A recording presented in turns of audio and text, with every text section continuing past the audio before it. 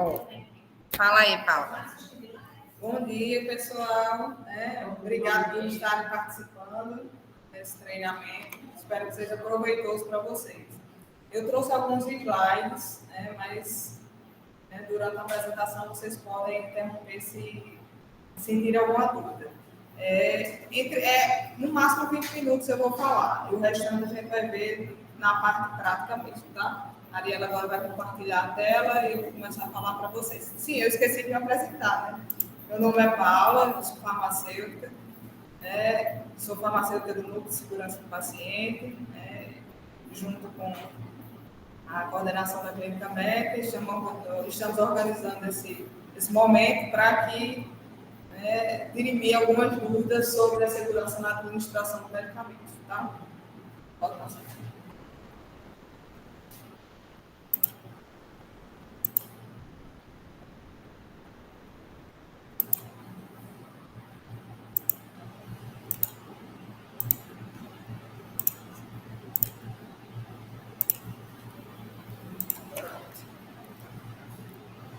Vixe, passou. É só uma mãozinha. É aqui, não? Não, isso. Então, o nosso tema é segurança na administração de medicamentos. Eu já me apresentei, meu nome é Paula, sou farmacêutico de segurança do paciente, farmacêutico hospitalar.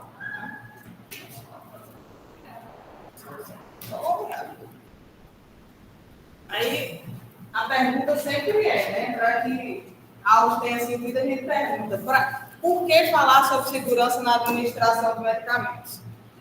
Terceiro desafio global para a segurança do paciente foi em 2017. Bem pertinho, né?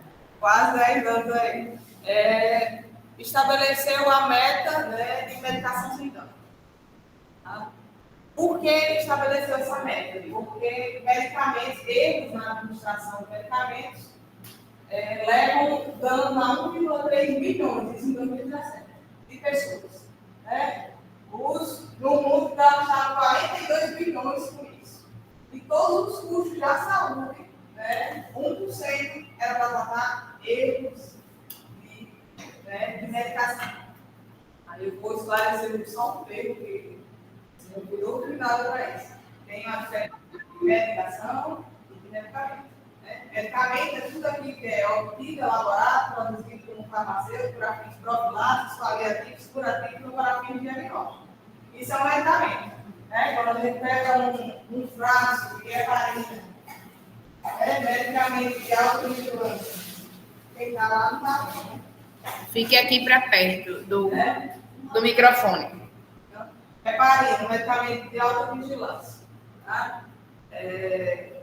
Você está pegando o medicamento, você não está pegando a medicação. A medicação é auto-liberada.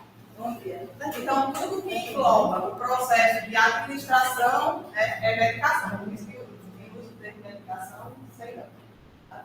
Ele vai desde o ato de prescrever até de administrar e verificar o pós-administração.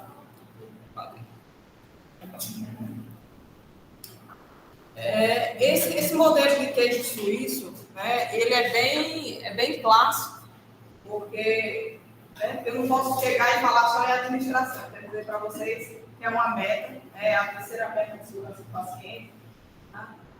A prescrição, a dispensação e a administração do medicamento de forma segura. A prescrição ela tem que estar sem nenhum erro. A dispensação tem que ocorrer da forma de acordo com como está prescrito. O armazenamento tem que ser feito da forma correta. Isso, quando nós passamos nos setores, nós cobramos aqui. Os medicamentos que chegam armazenados da forma correta, principalmente as verificações da temperatura da geladeira, que é outra coisa que nós frisamos bem. E aí nós chegamos na parte que eu não chamo de última, tá? Tem uma parte depois da administração que é de vocês, que é o paciente. O paciente é a última maneira. O paciente bem tratado, ele é a última maneira para evitar que aconteça algum acidente. Então, esse é o princípio de evitar erro de medicação. O que é erro? Erro de medicação. É um erro que é evitado. Tudo aqui que é evitável. Reação adversa é de medicação? Não. Reação adversa ao medicamento. Depende do seu organismo ao medicamento. Não é um erro, né, em uma dessas etapas. Passou não. Não. Aí vocês já estão cansados de ver os 9 certos, que não são mais 9, são 13, tá? Mas eu quero... São 13. Muitas coisas certas. Eu vou frisar nesses 9, depois eu vou frisar com vocês 5 que são de suma importância. Se realizados, né, vão minimizar muito esses erros relacionados à administração do medicamento. É só para trazer de memória para vocês. Paciente certo, medicamento certo, via certa, hora certa, dose certa, registro certo, orientação certa, forma certa, resposta certa. Então, tudo isso relacionado aos 9 certos, que são da Anvisa e são do COFEN. Fique bem aqui, certo, professor de É, educação? certo. Isso, vamos frisar. Pronto. Aí eu vou trazer, sempre que a gente traz uma sigla, um mnemônico, facilita na memorização, tá? Então, vamos esquecer um pouco as coisas de forma, né, muito fechadas. E no período de medicação sem dano, veio esse mnemônico. Todo mundo não tem acesso venoso periférico, acesso venoso central. Então, vamos por CVP. Lembre do CVP. O que é CVP? Eu tenho que conhecer tanto o meu paciente como o medicamento que eu vou administrar. Tá? Eu e vocês, né? Vocês têm que verificar se estão corretos. O quê? Paciente, aí se lembra lá do paciente certo, o medicamento se está certo, a via se está certa, a dose se está certa e o horário se está certo. Entrou no V. Agora vamos para o P? Pergunte ao paciente se ele sabe, ou explique para ele se ele sabe para que ele está usando aquele medicamento e se ele entendeu. Muitas vezes eu já ouvi muita mãezinha dizer assim, eu vou matar meu filho, né? Não sabe o que está fazendo. Não. Um paciente agora, peguei uma criança de 13 anos, veio 5. Aí ele, eu não sei o que eu estou fazendo aqui. Aquele pai, não sei o que eu estou fazendo nada, não estou deitado com esse negócio aqui. Ele fez, eu falei assim, não, você está aqui fazendo nada. Aqui nós vamos ao remédio. Olha, aí eu veio pela orelha, isso aqui é o seu remédio, não é só soro. Então, esse remédio vai entrar na sua veia para tratar a coisa que você chegou de fora. Você acabou, de engajar o paciente no tratamento dele. Porque o que é que acontece? E nós somos treinados para isso, tá? Não é culpa nossa, nós somos treinados e doutrinados para isso. Para fazer as coisas de forma técnica. Nós não somos treinados para termos comunicação efetiva, nós não somos treinados para interagir com a equipe, a gente aprende na prática. É por isso que é tão difícil muitas vezes, porque tem gente nova, Mas acontece todo canto, acontece em casa, também acontece no trabalho. Tá? E sempre fazer com que o outro ele entenda por que ele está ali e para que ele está ali. Foi o que Jair acabou de fazer. Ela engajou o paciente, porque ele achava que não tinha sentido aquilo para que ele estava ali. Tirar a dúvida e buscar orientar de forma clara. Ela orientou, esse aqui é um medicamento, ele está entrando na sua veia para surtir algum efeito. Aí sempre, quando eu perguntar a vocês 9 certos, sempre se lembre de CVP, tá? Se vocês aprenderem esses 5 passos, paciente, medicamento, via, dose e horário, e registro. Sempre registro. Tá? Segurança nós estamos tendo essa aula não só para segurança do paciente, mas para segurança do profissional também. Muitas vezes, a falta de registro, ou o registro incorreto, gera algum dano que depois vamos ter que responder. Só para frisar, conferência da prescrição, o que vocês fazem na prática. Higiene das mãos, aí eu queria abrir só uma linha, só para falar. Para higienizar as mãos, eu uso álcool líquido ou álcool gel? Água e sabão, assim. Água e sabão. Mas o que é mais rápido e se não tiver sujidade na mão, é tão efetivo como água e sabão.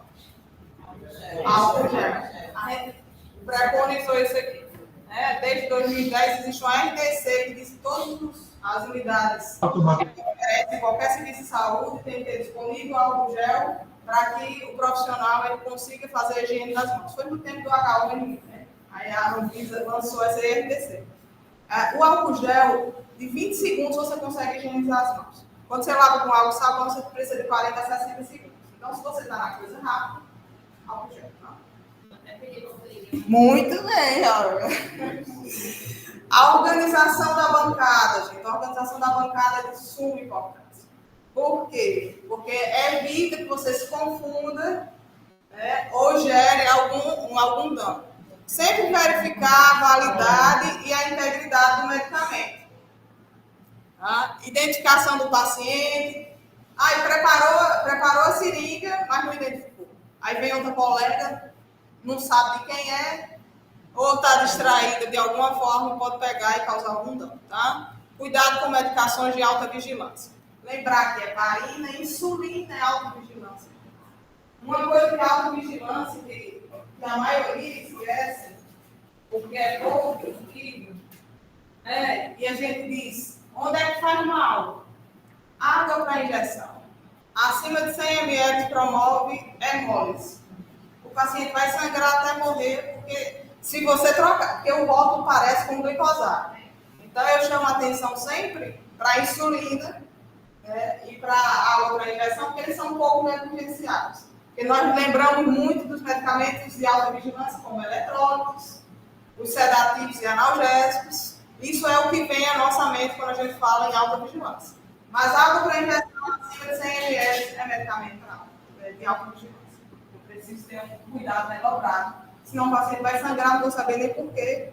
É porque foi feito. Por isso que o soro é cloreto de sódio 0,9. O soro que mais se aproxima do pH e dos eletrólitos que nós temos é o soro híbrido. Por isso que na sepse faz híbrido, com lactato, porque geralmente com acidose metabólica. E sempre lembrar... Você não vai dar de café no alto. E aí não Você quer uma garrafa? Eu vou pegar agora. O sempre de alta vigilância e ter a dupla chegada, tá? Aí, por que falar? O armazenamento correto do medicamento ele é fundamental para a preservação. Porque não adianta ter o diagnóstico correto, a prescrição correta, tá? Você saber toda a técnica de administração. Se você foi lá e pegou um oxacilina e está lá há 3 dias dentro da geladeira, porque não foi devido. Então, essa oxacilina, que dependendo do fabricante, tem uma quantidade, de tempo de estabilidade após abertura e reconstituição, não vai ter efeito algum. Então, é muito importante que o medicamento ele esteja identificado e ele esteja armazenado da forma correta. Por isso que, quando nós passamos nas clínicas, nós olhamos muito. A hora não está sendo feita a verificação da temperatura da geladeira. Sala de vacina está bem intrínseco, no vacinador. Eles têm um cuidado enorme. Porque nós não temos um cuidado melhor com os medicamentos que estão na geladeira. Então, é muito importante a forma como ele é armazenado. Em vacina, nós temos o pressuposto de dizer assim, a pessoa está vacinada, mas não está imunizada, porque o imunobiológico foi armazenado de forma incorreta. Então, o paciente foi administrado o medicamento, mas ele não vai melhorar a infecção, porque o antimicrobiano não foi armazenado da forma correta. Então, isso é de suma importância, essas boas práticas no armazenamento, tá? Aí, ele até frisa, não esqueça de alguns fatores intrínsecos relacionados ao processo de fabricação do medicamento e extrínsecos, como temperatura, umidade, ventilação, luminosidade e manuseio, que podem alterar as propriedades dos medicamentos. Aí, eu trouxe essa foto só porque eu sempre me choco com ela. É assim que é feito um medicamento injetável. Para se manipular um medicamento injetável na indústria farmacêutica, ou uma farmácia de manipulação, tem uma capela de fluxo laminar. Tá? Então, assim, ao preparar o medicamento, eu sei que a área de preparo Na maioria das instituições nunca vai ter isso, né? Isso. Por quê? Porque eu não posso deixar nada que seja, né, possa vir a causar um dano a um paciente que está imunodeprimido. Então, é assim que se prepara. Então, na hora de preparar a bancada, né, se praticar as práticas assépticas da forma mais correta possível, tá? Uma das coisas que a Arielle trouxe, né, e que eu sinto no dia a dia, né, são as dificuldades. O que é compatível com o quê? Existe um programa chamado Stables 4.0. Tá? Nesse Stables 4.0, é porque ficou pequeno, né? Não dá para ver, não. Só eu que vi, né? Tá aqui mesmo, tá? Ó, essa planilha tem lá na UTI. Só tem na pediátrica e na médica. É uma falha nossa com vocês, tá? Mas vamos diminuir essa falha. Por exemplo, se eu quero administrar, deixa eu olhar na tela que daí não dá para ver, não. Se eu quero administrar o verde, no sinal de trânsito, o verde significa passe, é seguro. O amarelo diz o quê? Atenção, existem informações conflitantes entre eles. Se aparece o vermelho, ele está dizendo para você, pare, não pode passar. Uma das coisas que são muito prescritas, né? Ceftriaxona e clindamicina. Se vocês olharem, é porque não ficou ruim mesmo. Mas, se você olhar a ceftriaxona, cadê a ceftriaxona? Tá ali, é a terceira linha. Tá? Com a amicacina, ela é incompatível. Então, se eu pego ceftriaxona com qualquer aminoglicosídeo, vai dar incompatibilidade. O que é que eu faço para dirimir isso? Ou eu passo numa equipe diferente, tá? Ou eu lavo o acesso antes e depois. Que é uma prática que vocês já devem ter costumeiro. Lavo o acesso. Ou troco a equipe. Mesmo que seja em Y, Paulo, mesmo que seja em Y. Furosemida com vancomicina, incompatível. A gente faz na prática, não faz? Então, são coisas. Eu vou deixar impresso no serviço, tá? Porque ficou muito. A imagem dele é ótima. Ó, deixa eu ver. Ó. Ceftriaxona com amicacina. Ceftriaxona com gentamicina, vermelho, tá vendo? Aí vamos para um que mal sai, né? Metilprednisolona. Metilprednisolona é com alguma coisa? Eu tenho dados conflitantes dele com ondansetrona. Ficou em amarelo, tá? Gluconato de cálcio. Não, isso aqui é gentamicina. A gentamicina com a ciclovir, eu não posso passar na mesma via. E tem paciente usando a ciclovir, né? Nas clínicas. Eu peguei de prescrições de ontem, tá? Aí eu fiz um apanhado e fiz essa junção. Por exemplo, furosemida, tem paciente, né, que está edemaciado, a pressão, com amicacina é incompatível, com gentamicina é incompatível, com ondansetrona é incompatível, com vancomicina é incompatível. Então, na dúvida, gente, pergunta, lava o acesso. Porque senão, muitas vezes, o medicamento não faz efeito, porque, né, acontece alguma incompatibilidade. E a incompatibilidade não é preciso você ver, não. Quando você coloca diazepam numa ampola de ABD, ela vira leite na hora. Essa incompatibilidade é ótima, que é visível, é visual. Mas se você pegar a ceftriaxona com cálcio, ela precipita a ceftriaxona. E você não vê. Se você pegar a fenitoína e botar em soro glicosado, a fenitoína precipita. Mas seria só uma questão do acesso e a via, ou isso no organismo mesmo? Não, o próprio acesso em Y, com o polifix, ele precipita, e você nem vê. Mas pode administrar ele que seja ou equipe diferente, ou você lavar muito, garante que lavou bem o acesso para que não tenha resíduo. o organismo Não, ele precipita não causando, diminuindo o efeito do medicamento. Então, ceftriaxona acabou o efeito da ceftriaxona porque eu misturei com cálcio ou com a clindamicina. Pode falar, gente. aquela mistura direta. Só. E você nem vê. Mas você vê no resultado. O paciente não vai melhorar.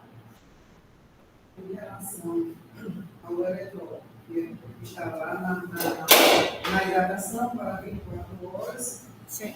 geralmente faz soro de cálcio, ou para voltar. Pode falar. Assim, aí assim, em relação ao eletrônico, porque você já ouviu falar, nunca assistiram lá sobre isso, mas já ouviu falar que tem algum eletrônico que tem contato com o pior. Geralmente é o cálcio. Geralmente é o cálcio. Por exemplo, o ringue, a solução de ringue, seja simples ou lactato, inviabiliza a ceftriaxona. A gente vê muito isso em adulto e em paciente. Por favor, Paulo, repita a pergunta de Jair, porque só consegue ouvir você. Isso. O que Jaisa perguntou foi, né, em relação aos eletrólitos, né, as soluções de eletrólitos, de reposição de eletrólitos, né, em bomba de infusão, se tem alguma incompatibilidade com os medicamentos. A maior parte das incompatibilidades são geradas geralmente com cálcio. E principalmente com os antimicrobianos. Vamos lá. Como é que a gente vai fazer a administração do protocolo procedimento? Ele vai parar, lavar a via, fazer a medicação, depois abrir. Isso. E abrir. Pronto. Você falou, eu já fui cortando, né? Mas ela na prática, ela falou logo, lavar antes, administrar, depois lavar depois. É uma pegadinha, viu? Ó, o cálcio, ele faz isso com frequência. Esse aplicativo ele é excelente. Você consegue fazer por clínica, por paciente. Você pega só os medicamentos que o paciente usa. E ele já lhe dá esse direcionamento. Nós Tá? vamos disponibilizar essa tabela no nosso manual de boas práticas. Agora vamos para a estabilidade dos frascos multidoses orais e tópicos, né? Eu notei que há uma dificuldade nesse. Esse protocolo, esse protocolo ele já está lá no setor desde que eu cheguei, tá? Em outubro de 2022. Mas o que é que eu notei quando eu passei para entregar as etiquetas para colocar nos frascos? Foi verificado a dificuldade de se calcular a abertura após... Muito obrigada. Calcular a estabilidade após a abertura do frasco. E isso aí está lá na terceira folha desse manual há muito tempo. O que é que diz a RDC 67 de 2007? Após a abertura, o medicamento ele tem uma estabilidade de 25% de acordo com a validade remanescente. Não é um termo difícil, né? Por isso que se criou essa tabela. Tá? Então, se eu tenho um medicamento ali, o Buscopan simples, né? Um escopolamina simples, a validade dele é 4 de 2025. Quando eu abrir a escopolamina, ele não está menor que 2 meses de validade, a estabilidade do medicamento após a abertura só consegue 7 dias. Então, se abrir hoje 14, ele vale até 21. Então, só abre o frasco quando acabar o último dia. Aí a gente tem que botar já, né? Tem, coloca a data de abertura. Calcule e volta. Isso, calcule isso. Tá? Só abertura. Só abertura, aí fica a de eterno, porque depende do coleguinha que vai entender se é ou não, tá? Se tiver entre dois, vamos pegar o exemplo da hidroxizina. Eu tenho hidroxizina, 2 mg por ml xarope, validade 10 de 2025. Se você contar, a gente está em abril, né? Maio, junho, julho, agosto, setembro, outubro. Outubro? 6 meses. Né? Pela metade. Então, ele está entre 4 e 6 meses, porque eu sei, né? Ele tem validade de 30 dias. Uma forma que eu memorizo é assim, eu sempre gosto de arrumar alguma estratégia para memorizar, porque o meu HD ainda está cansado, né? Olha, de 2 em 2 meses, você vai diminuindo. Ó, você espaça. Você multiplica, ó. 7, menos que 2 meses, 7 dias. Entre 2 e 4, 15. Entre 4 e 6, eu multiplico 30. Aí vou aumentar 15, olha. Entre 6 e 8, 45. Maior que 8 meses, 2 meses. Tá? E ainda depende do manuseio. Tá? Porque, por isso que eu falei da importância da higienização das mãos. Porque o que é que acontece? Fizeram alguns estudos, eu vou entregar o ano de nome, né? Em 2024, aí viram que na análise daqueles frascos de dipirona, solução oral, tinha uma quantidade de coliformes fecais enorme. Os coliformes fecais passaram do frasco como, gente? Não. Por isso que a importância de higienizar as mãos. Deixa eu te perguntar uma coisa aqui. No caso dos setores que vão, os fatos sem as. Só a qualidade da vida. Eu deixei em cada setor, né, as etiquetas para identificação. Porque assim, nós não dispomos de uma quantidade enorme de etiquetas para. Eu virava as etiquetas, mas não sabia o que era, se ninguém me passou. Sério? Aí eu até fiquei curiosa. Eu passei várias vezes. Não. 3 vezes eu passei. O que é que eu estou fazendo? Para tentar achar que estou fazendo certo, eu estou botando que vale um mês todo aquela solução salário. Tipo assim, eu boto aberto. Hoje é dia, sei lá, nem sei o que é hoje. Hoje, 14 de abril. 14 de abril. 14 de 4 de 2025. Aí você bota. Tem que lembrar, se o mês tem 31 ou 28. Isso eu estou tentando convencer que eu vou fazer isso. Tá, né? Mas é difícil esse trabalho, viu? Mas é uma sensibilização que tem que ser diária. Por quê? Porque É, foi ad eterno Aham. que se pratica. E assim, são coisas que geram notificação, tá? Toda vez que a vigilância vem, notifica sempre. Então vamos nos unir, porque assim, se não for todos, tá? Quem tiver dúvida, pergunta, né? No momento que o farmacêutico passar a mão, né? Tentar tirar dele o maior de dúvida que puder tirar, pode falar. Da interação horários.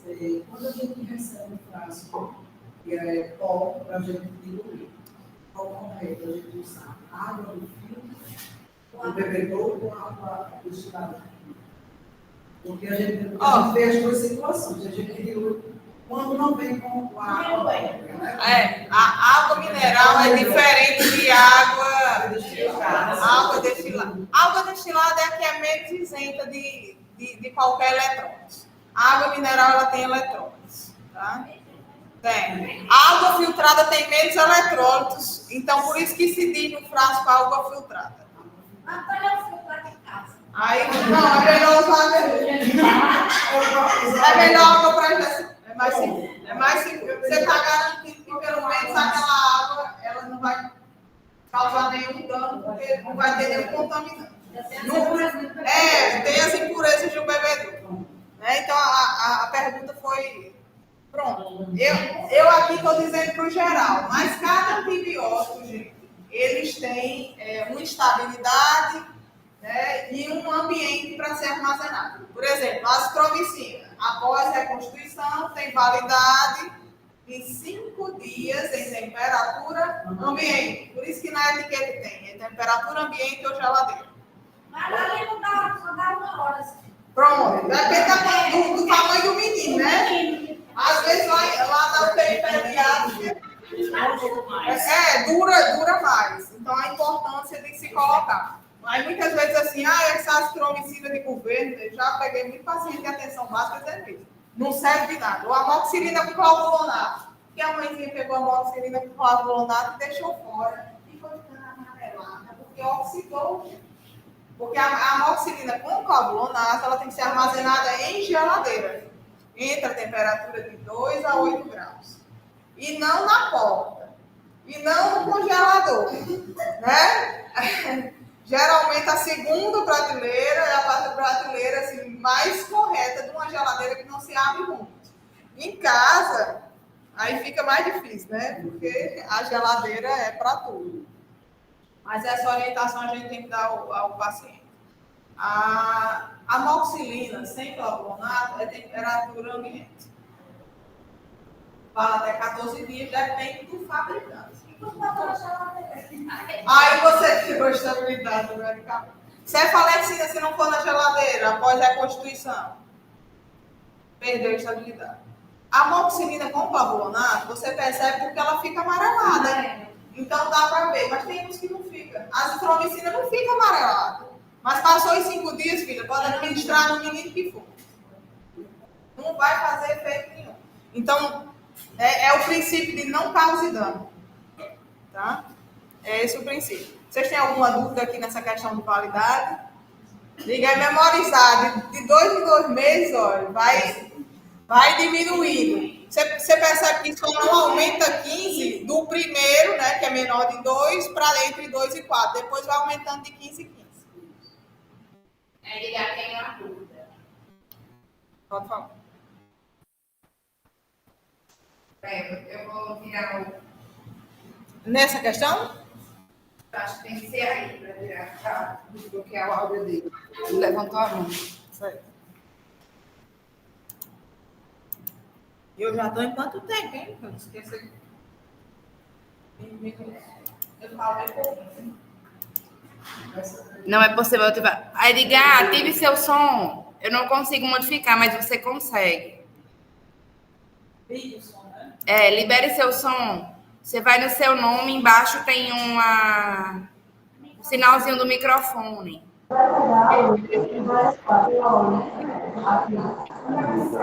muito barulho, Edgar. Faça o seguinte, vá lá no chat. Lá embaixo onde você botou, apertou a sua mão.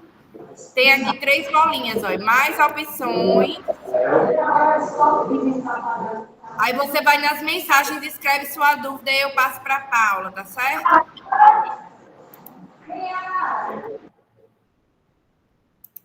Vai lá nas mensagens. Inclusive, gente, deixa eu aproveitar, ó. Todo mundo no final, eu vou colocar o link aqui nas mensagens. Então, vocês vão nas mensagens para acessar o link de frequência, tá certo? Eu vou voltar à apresentação. Quando a Edgar escrever a dúvida, eu falo aqui para a Paula. Aí aqui tá o exemplo considerando o mês com 30 dias, né? Abril com 30 dias. Então, se abriu hoje, 14/4, vai valer até 14 de maio de 2025. Tá? Essa tabela aqui de frascos injetados tem em outros setores, nós procuramos atualizar assim que muda um fabricante. Tá? Então, se tiver sugestão, eu estou sentindo falta de medicamento aqui que eu uso muito na prática. Fala que a gente edita a tabela para que coloque nos setores, tá? É muito importante verificar.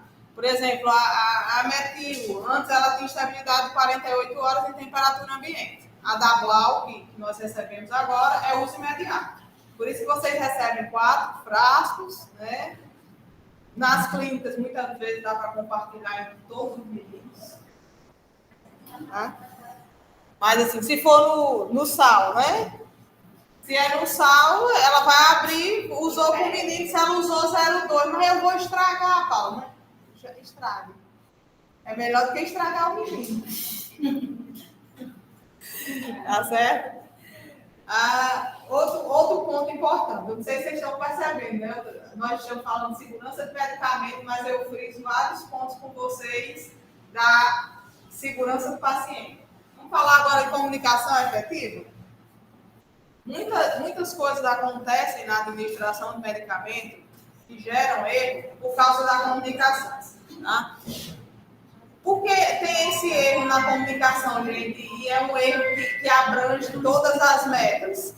Porque todos nós somos muito diferentes.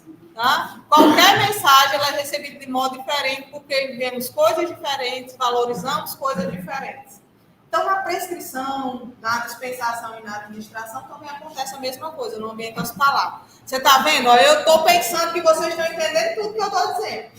Estou passando a mensagem, mas vai que você está sentado lá e a mensagem está dando volta na sua cabeça. Né? E o tic-tac não está funcionando. Então, não existe pessoa certa, existem pontos de vista diferentes. Tá? Então, aquele homem que está ali, olha, ele está vendo 6, mas ele está certo, ele não está errado. Na posição que ele está vendo 6. Né? Quanto o outro de amarelo está vendo 9, porque na posição que ele está é um 9, não é um 6. Então, respondemos de maneira diferente às formas de comunicação e mídias que são diferentes. Esse é um grande desafio para todas as metas, é a comunicação efetiva. Tá? A comunicação efetiva entre profissionais, a comunicação efetiva com o paciente, fazendo com que ele se sinta agente e ativo do tratamento, né? Se engaje no tratamento para que a melhora ela seja rápida, né? E efetiva. Outra coisa, né? Estamos concluindo, tá? Para começar a parte prática. Né? A importância do trabalho em equipe. Nós somos uma equipe. Não existe farmácia, enfermagem, médico, existe equipe. Equipe, né, do serviço de saúde. Infelizmente, a cultura, né, a gente tem que desmistificar, nós temos que sensibilizar todos os profissionais. Mas nós temos que trabalhar em equipe, em prol do paciente, em prol da nossa própria segurança, porque tudo aquilo que nós fazemos, né, nós nos responsabilizamos por isso. E sempre lembrar, notifiquem, a cultura de segurança, ela não é como motivo de punição. Ela tem um motivo de aprendizado. Porque uma coisa que eu pergunto como dúvida, ou que eu erro, se eu compartilhar com outro, você vai... Quem é inteligente aprende com o erro do outro, né? Para não errar. A gente aprende, leva isso como aprendizado, para que não ocorra mais. E agora vamos abrir o espaço, né, para dúvidas e experiências práticas com vocês. Né? Vou deixar por último, porque ainda não terminou, né? O que eu queria frisar com vocês, eu queria frisar com vocês é que assim, a importância de higienizar as mãos, de armazenar os medicamentos da forma correta, de identificar os medicamentos da forma correta para que isso, né, que o medicamento ele esteja o mais seguro possível. Outra coisa também que eu queria frisar com vocês é que não esqueçam, né, do risco dos medicamentos de alta vigilância. E o que a gente acha que não é alta vigilância, é alta vigilância. Como eu frisei para vocês, a água para injeção, acima de 100 ml, provoca hemólise, tá? Por isso que todo mundo coloca alguma coisinha lá, um eletrônico. Mas você não bota água para injeção sem nada. E acima desse volume vai causar. Você diz, mas 10 ml, mas na abaixo de 100?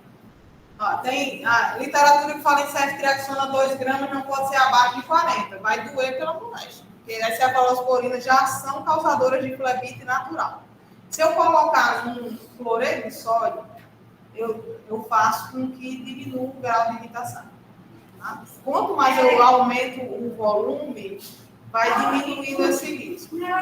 Por que não só a diminuição do cloreto de sódio? Principalmente na minha casa, quem vai usar logo? Se eu usar o cloreto de sódio para diminuir, pode novamente acabar? Pode, desde que não seja, por exemplo, uma benzilpotássica. Benzilpenicilina, potássica não, desculpa. Uma benzilpenicilina benzatina, ele não indica, o fabricante não indica que se use nenhum outro diluente além de água para injeção. Esse é um dos que, os que tem diluente próprio. Metilprednisolona, omeprazol, né? Então, os que têm diluente próprio tem que ser diluente próprio. Mas de questão de interação e compatibilidades com o cloreto de sódio 0,9, né, são poucos os medicamentos que tem. Tá? Deixa eu pegar aqui com vocês. Quem vai me ajudar na dúvida? Chega, Jair, você gosta. As etiquetas, eu vou passar para vocês as etiquetas que estão nos setores para identificar os traços. São iguais? É depois maior, outra menor. Esse buscopan, esses copolamina assim, é a perguntinha de prova. Vocês vão pegar a etiqueta agora para colocar a data de abertura e validade. A validade dele é 4/25. Ele vale o quanto disso?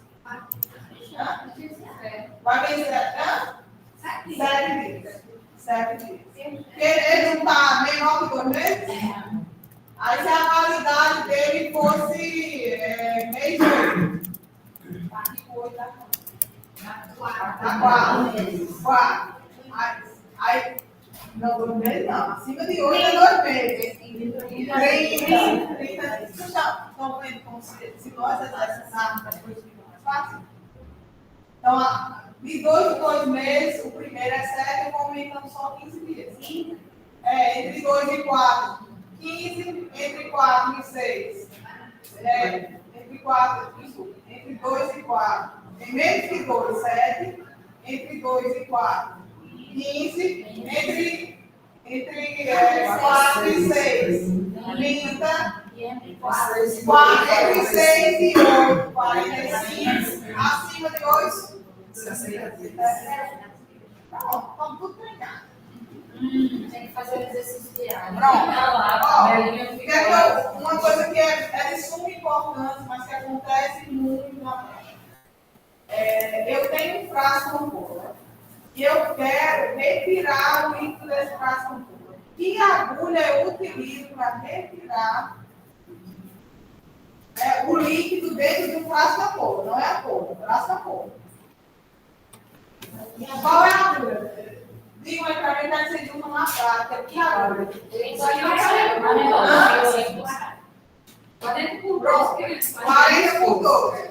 Vamos fazer na prática. Jair, vem cá, Jair. Jair vai pegar uma agulha 40 por 12 e vai retirar daqui, certo? 40 por 12. Primeiro, olha, Jair higienizou as mãos, tá certo? Ó, tá aqui o álcool gel. Jair, vamos dar todo o preparo aí, porque a gente tá... Fiquem aqui na frente do computador. Então, vem pra cá, chega aí. Bom, Jaísa vai fazer na prática. Olha,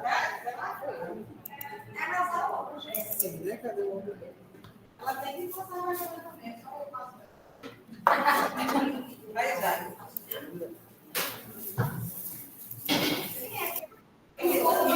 Eu tenho uma hora que tem ruim falar em só tem que falar. Olha, chega de vermelho. Eu me pegando, né? Vamos lá. Ah, tá me vendo, é? Primeira etapa. Tá dizendo, Jair, você vai fazer. Sim, higienizei as mãos, né? Agora eu vou preparar aqui, deixa eu ver se está forte. Jair vai usar a 40 por 12, que foi a indicação da maior parte das pessoas. Vamos abrir esse aqui para quem não sabe, né? Eu abri uma seringa. Por favor. Não é assim. Abrir a seringa. Vamos abrir a agulha também. Vamos lembrando. Tá? A gente, para evitar contaminar. Então a gente pega nessa parte aqui, porque é mais distante. Hoje deveria estar bem né? Mas olha, todo mundo já está de touca, mas, tá? Cadê o pão, minha filha? Não dá. O frasco. Como ela já está Para preparar medicamento. a gente vai. Não, Precisaria para preparar. Isso. Eu higienizei as mãos, mas correto. Para proteção. Também. Mas quando você vai administrar o medicamento, você vai trocar no paciente, você vai ver. Mas antes você higieniza a mão. Luva não substitui a higienização de mão, tá? Luva não substitui a higienização de mão. Sempre memorize isso. Luva não substitui a higienização de mão. Vou aproveitar esse gancho para ter cuidado da higienização entre pacientes. Eu não posso sair com uma luva e sair com uma luva da enfermaria, né? Pelo amor de Deus. Geralmente, quando a verdade que eu vou usar, eu vou para tirar a minha. Porque não pode não. Assim que eu passei para outra. Você tirou, Mas a bichinha dessa de álcool gel, higieniza, não pode. isso. Outra muito boa que você eu acho que ele não viu. Mas para preparar medicamentos não seria necessário. Não, É só pedir no caso do antibiótico. O antibiótico dá sucesso. Então, a opção sua é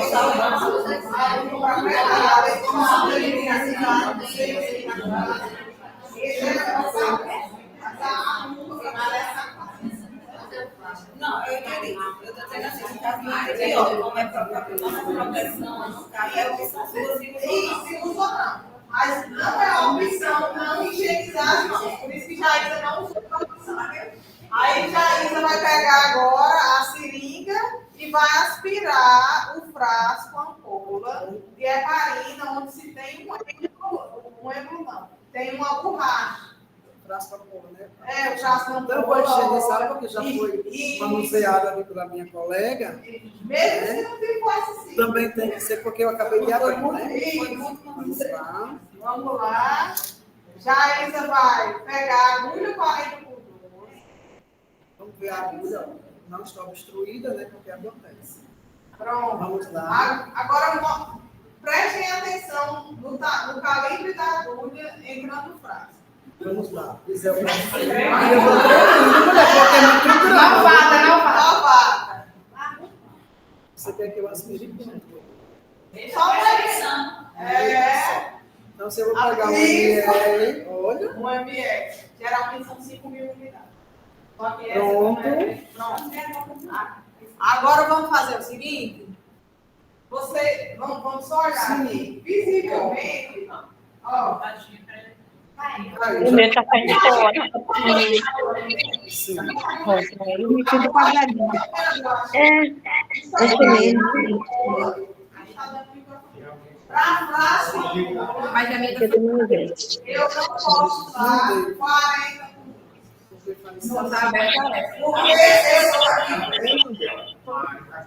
Tem alguém com áudio? Tem alguém com a microfone? Foste silenciado. Tá? Então, frasco ampola, nunca abriu 40 por 12. Ampola, pode pegar 40 por 12. Você pode pegar para aspirar, né, uma 30%. Mas não é o comprimento, é o calibre. É o calibre 12, ele está um pouco de grave.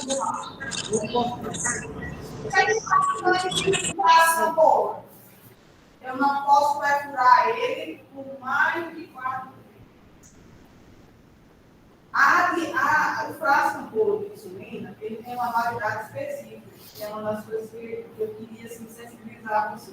Ele só dura 28 dias após a abertura.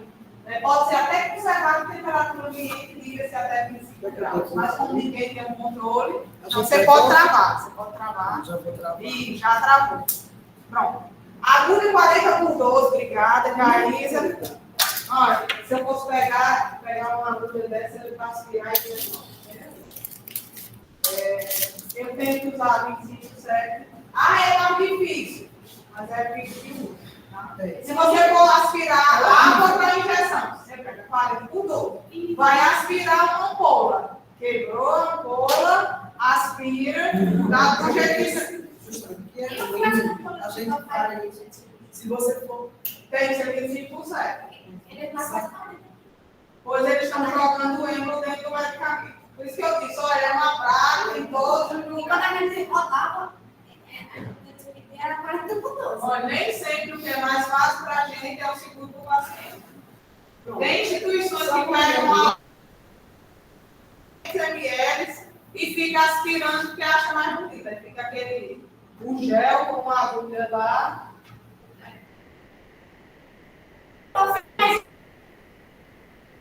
Assim. O quê? Ah, Aqui não faz, porque tem. Lá na quando você vê quanto tempo não faz. Mas tem Não, que não vem a bedelina. Só tem a bedelina. Então, pegar uma solução de granulado e deixar ele aberto, isso é uma fonte para infecção primária do corrente sanguíneo. Tá? Então, a criança vai ficar lá com você, se a mãe for chata, vocês vão se virar. sabe quem é da época da Operação Smile? Os americanos chegaram dando as agulhas de laranja, sabe dizer, se vocês fizerem isso, a gente vai trocar. Porque eles fazem isso, eles jogavam as agulhas no estouro e deixaram lá. Os americanos, né? O suspiro, né?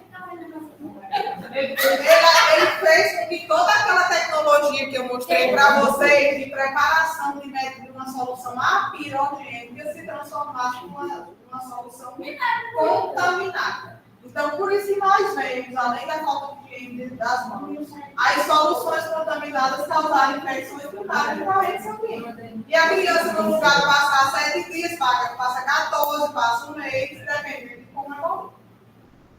Então, para minimizar isso, a gente faz do jeito que a Caísa fez, só que considerando que a agulha não vai ser mais 45%. Porque ainda joga a rolha. Não está sempre para rola de uso único, não tem esse problema, né? Joga a rolha do mesmo jeito. Sim, mas eu posso tirar a medicação toda. Se você puxar, se você aspirar um pedaço daquela rolha, ou aquela rolha que tiver, contaminar o medicamento, você está injetando o remédio no paciente. Então, em hipótese alguma, parece com isso. Ampola. Abrir a ampola, tá? Aí eu posso fazer. Eu quero preparar o medicamento. Aspira a água para injeção, tá? Então, vamos pegar aqui essa benzilpenicilina, procaína mais potássica, tá? Benzilpenicilina, procaína. Não sei nem como é que é. Mais potássica. Abro e primeiro higienizo as mãos. Depois higienizo o frasco, da forma que Jaísa nos mostrou. Depois pego a agulha correta. Eu posso virar a água para injeção. Posso com a 40/12? Pode. Mas quando for colocar a solução dentro do frasco na ampola para reconstruir, isso vai ter que pegar uma 25%. Não vai acontecer. Então, não vai acontecer. Eu vou botar mesmo seringa. Mas nós vimos na prática o que acontece. O que acontece com a solução. Isso. Então, a consciência gera sensibilização, que gera mudança de rota. Então, nunca é tarde para mudarmos a rota e entrarmos na rota correta. Mas a gente pode também, no caso dela, que é uma... Pode utilizar. Geralmente se usa todo, assim, não para criança, né? Mas assim, depende também de como é a prescrição, onde for usar todo, você já usa mesmo, é pouco a diminuição. Você usa 25%, você usa 40/12, geralmente são maiores, né? E até no PS, por exemplo, onde tem uma trabalho com adulto, né? Falando, a gente usa muito a 40/12 porque a gente usa ampola. Isso. Ampola. Olha, pequena, assim, geralmente eu uso 25%. Não, porque eu tive acesso ao conhecimento. Mas como era pouco, eu ia fazer. Então, um frasquinho desse, eu posso perfurar quantas vezes de acordo com o fabricante. 4 vezes. Uma agulha correndo, sem jogar rosto. Porque vocês já pensaram? A insulina eu tenho que perfurar o frasco várias vezes. Qual é o tamanho da agulha? 13 por 4 vezes. Você não vê rolha dentro da insulina. É verdade. Tá? Então, você sabe que eu uso 4, não sabe da insulina. Não. A insulina tem que usar quantas vezes? Você usa, o fabricante da insulina não vai dizer isso, que é o frasco, para uso, vamos dizer, diário e por um mês. Mas os outros fabricantes dizem isso. Por quê? Porque eles não garantem, eles não querem assumir o risco de dizer a você que você perfurando mais de 4 vezes, manuseando mais de 4 vezes, essa suspensão, uma solução vai continuar pirogênica. Fabricante nenhum dá um livro no PF dizendo que pode matar. Nenhum. Assim, em relação a essa perfuração com água de 42, e ela joga assim, pedacinho para colocar dentro da medicação. Porém, há muito tempo atrás, a gente fez uma aula e o professor estava falando sobre isso. Veja bem, ele disse assim, em relação ao risco. Porque é o seguinte, na hora que você introduz a agulha, ela é cortando, ela corta esse pedacinho e vai para dentro, tudo bem. Só que assim, ele disse, na hora que você aspirar, ele não volta. Porque ele não passa no furinho da agulha, do ângulo da agulha, ele não passa no ângulo da agulha. E nem, por exemplo, mas está contaminado. Está contaminado por um material que ele foi fabricado, colocado para fechar. Sim. Mas eu acho que quando você vai botar botar a proteção já A borracha não é. A borracha não Ela é protegida e geralmente são pó liofilizados. É antes de reconstruir, ela não está diretamente. Pode falar. Fala o seguinte, a gente questionou lá na clínica cirúrgica é a questão do soro fisiológico, que não tem geralmente no hospital. O médico pede 300 ml causado, 200 ml fisiológico. Só naquela manipulação, ele tira o soro daqui e passa para o outro fácil. Já aumentou o risco de infecção primária e corrente sanguínea. Cadê a CCH, né? Digo,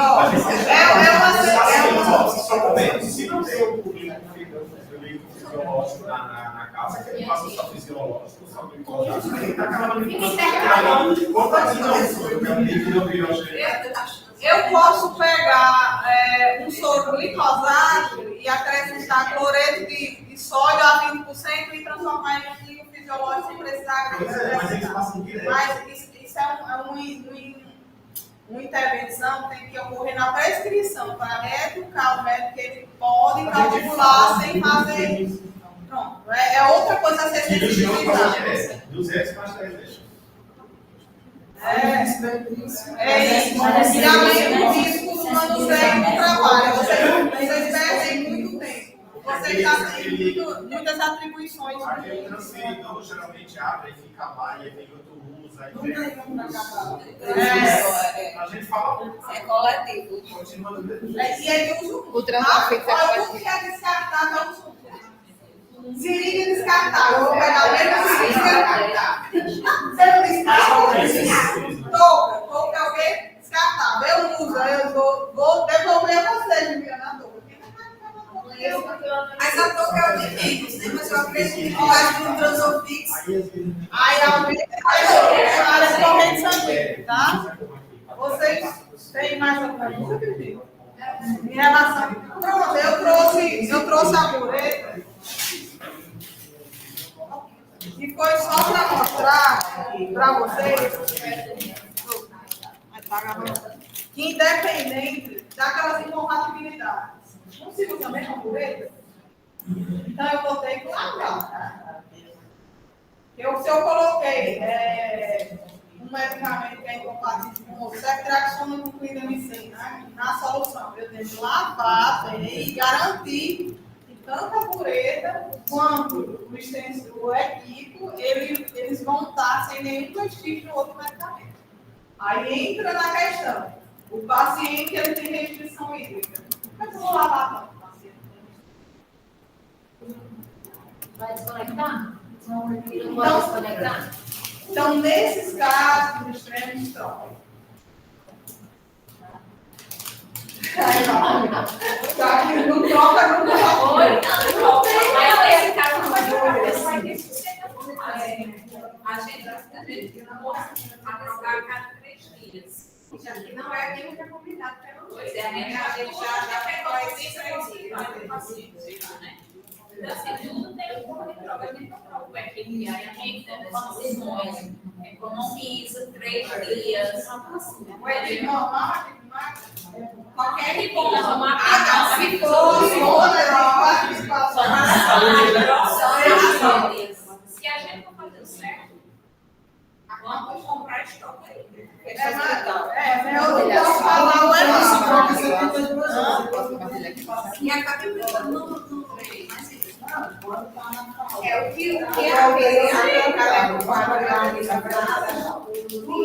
que é que seja cada injeção na verdade você usar um artigo diferente. E nas drogas, cada uma depende da droga, né? Do sedativo, do farmacina, do enfim. Cada uma tem o seu tempo de uso. Mas como a gente não tem estoque, aí se for vamos ver, se alguma coisa é incompatível, se pelo menos eu separar aquele que está usando ceftriaxona e clindamicina, não posso fazer a substituição. Cada equipe vai ser, eu identifico, o equipe da ceftriaxona, o equipe ou o microfilme, né? Ele está usando 2. Tá? Deixa no olho lá, peraí. Geralmente É melhor do que, né? Toda hora tá. Seria uma alternativa.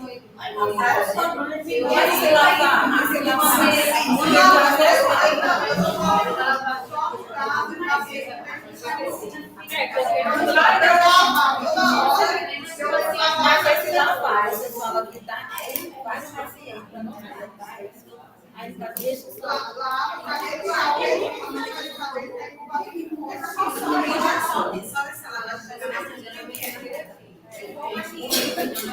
ainda tem a música do Sirica que salva, né?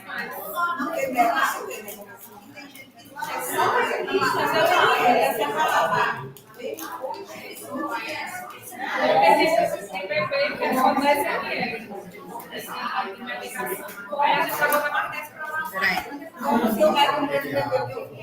Gente, eu vou finalizar aqui o link da aula, certo?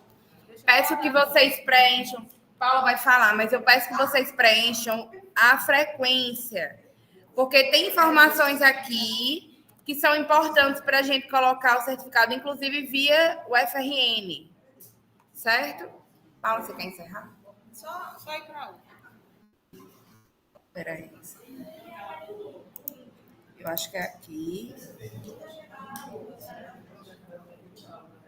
Deixa eu só botar aqui para apresentar. Tela cheia. Pronto. Essa. Olha, então, muito obrigada pela participação de vocês, sua presença, envolvimento, muito obrigada. Obrigada a vocês.